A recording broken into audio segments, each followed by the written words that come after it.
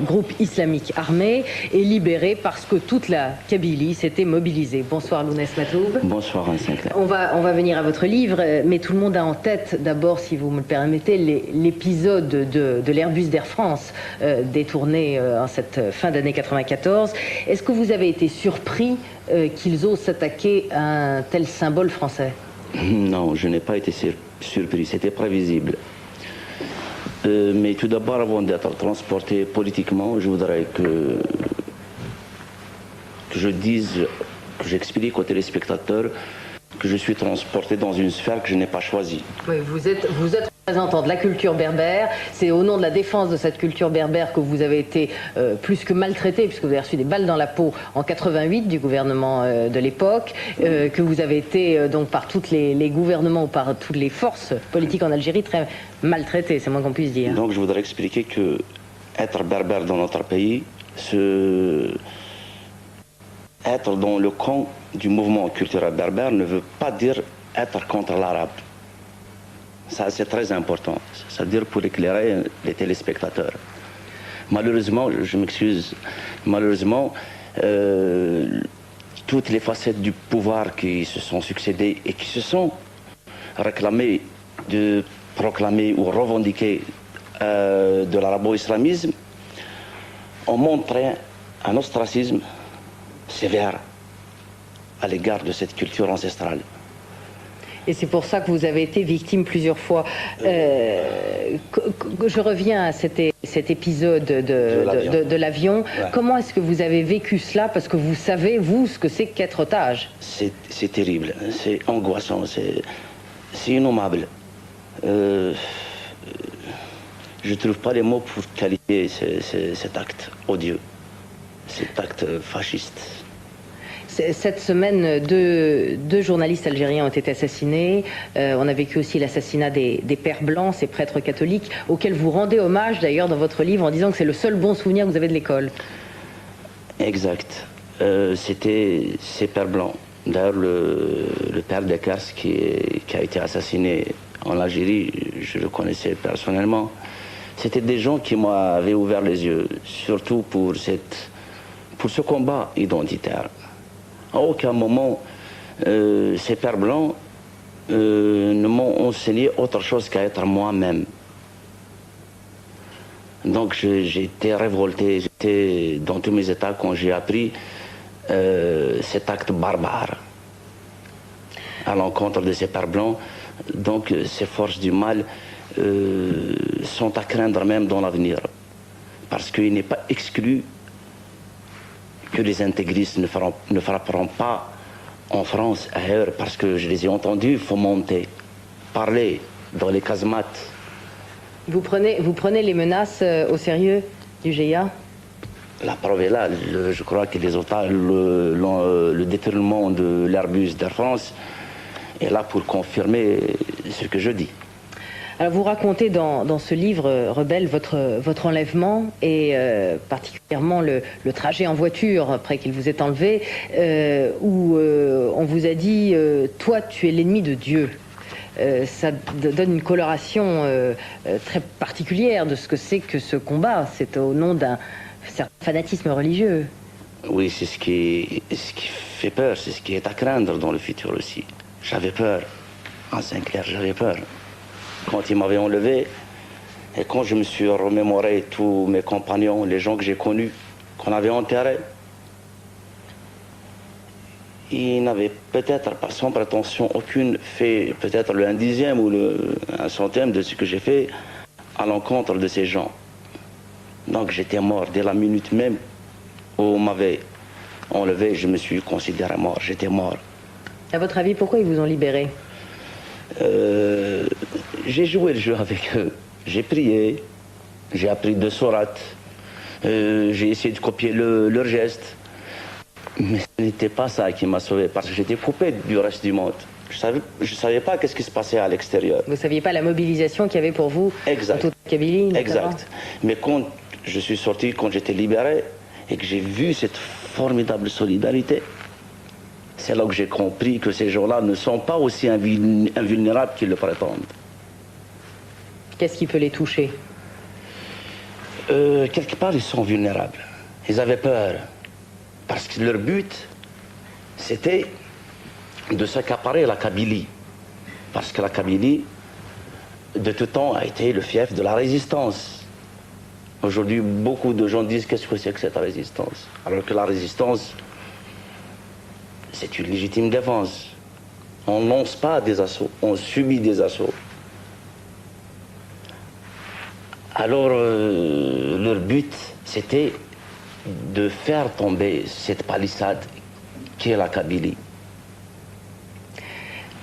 Et en travers moi, en travers peut-être ma popularité, ils ont voulu peut-être m'envoyer, peut-être les aider dans leur triste dessein.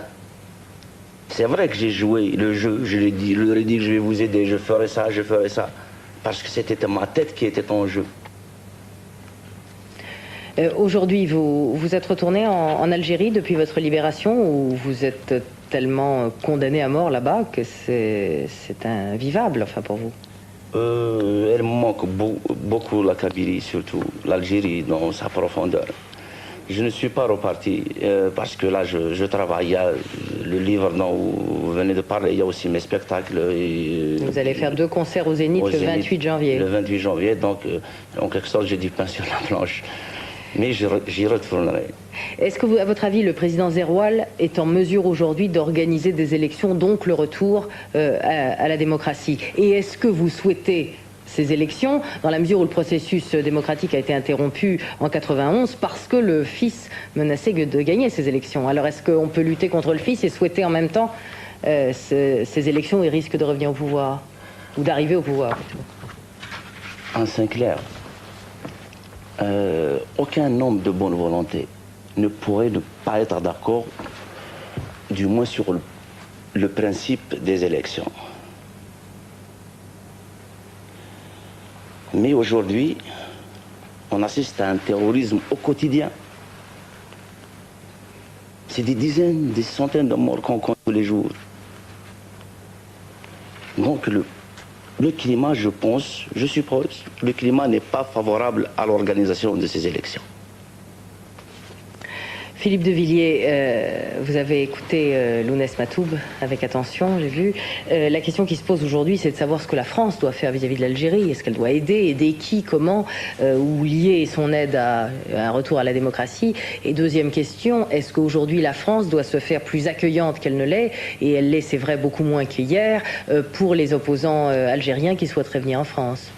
Je crois que, d'abord, je voudrais saluer le courage de Matoub Lounès, où on dit Lounès, c'est votre prénom? Lounès, c'est son prénom. Votre prénom, Lounès Matoub. Votre courage physique et votre courage tout court, et puis votre combat pour l'identité berbère. C'est tout à fait admirable. Et puis ensuite dire que, en vous écoutant, je pense que la réponse à la question, elle est dans ce que vous avez dit tout à l'heure. Je suis pas sûr que ce soit l'intérêt de l'Algérie que de voir la France s'impliquer. Je suis même certain du contraire. Moi, je pense qu'aujourd'hui, la France doit considérer l'Algérie comme un État indépendant, mais ne pas s'impliquer en choisissant l'une des factions en présence, d'une part pour ne pas importer chez nous cette guerre civile, et d'autre part parce que ce que veut le fils aujourd'hui, et je crois que vous l'avez dit récemment dans une interview, c'est pouvoir se débarrasser de ses adversaires en les envoyant dans toutes les bases arrières européennes.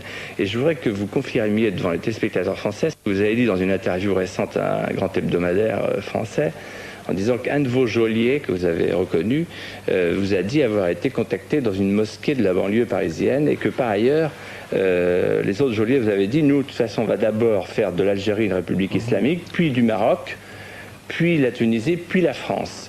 Ça veut dire que la France est en train de devenir une des bases arrières. Excusez-moi, mais là, vous n'avez pas répondu à la question d'Anne Sinclair. Essayez de répondre d'abord à la question d'Anne Sinclair concernant le sort des démocrates qui veulent se réfugier en France, Mais avant de me poser cette question... J'ai répondu, mais je vais répéter. Non, je suis désolé. Rapidement, Philippe de Villiers, vous répondez alors sur, en effet, la question que je vous ai posée sur est-ce qu'aujourd'hui on devrait aider plus qu'on ne le fait et alors, j'ai dit, la France ne doit pas s'impliquer. Ça veut dire que le fait d'envoyer, par exemple, 6 milliards de francs par an à la caste militaire répressive d'Alger, pour moi, c'est de l'argent inutile et dangereux dont on ne connaît pas l'utilisation parfaitement. On aurait dû le faire depuis longtemps d'ailleurs. Parce que en s'exposant ainsi, on s'expose à être la cible, on l'a bien vu avec l'affaire de l'Airbus, on s'expose à être la cible. Nous, notre territoire... Je demanderais simplement... Et en toute honnêteté, de demander à la France de ne pas servir de base arrière au fils, aux intégristes, excusez-moi, et de penser quand même au sort des démocrates, parce que les frontières sont aujourd'hui fermées, et ces démocrates sont la proie privilégiée du pouvoir, d'un pouvoir corrompu, et des intégristes. Donc je crois que ça c'est très très important. Quant à souligner, vous savez, les extrêmes, ils se rejoignent d'une manière ou d'une autre. Ça me rappelle, je vous renvoie à un journal de l'extrême droite française qui s'appelait, je crois, Minute, qui disait « Aucune voix ne doit manquer au fils ». C'était en 1991. Pour être très complet, le droit d'asile est un droit sacré. C'est un droit individuel, régalien, accordé par l'État à des gens qui sont persécutés. C'est clair. La France ne faillira pas à sa tradition. En revanche, là, ce dont on parle, ce serait un exode massif de toute une population.